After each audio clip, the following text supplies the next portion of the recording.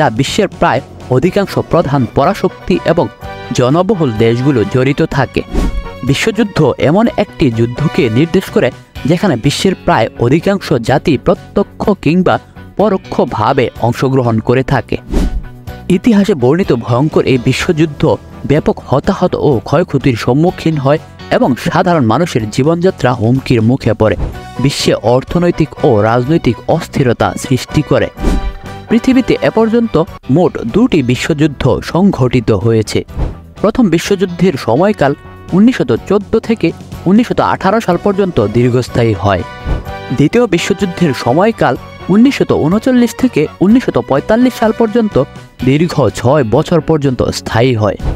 তবে দ্বিতীয় বিশ্বযুদ্ধে প্রথম বিশ্বযুদ্ধের তুলনায় অনেক বেশি উন্নত পারমাণবিক অস্ত্র ব্যবহার করে, যার ফলে হতাহত ও প্রাণহানির সংখ্যা অনেক গুণ বেশি হয়।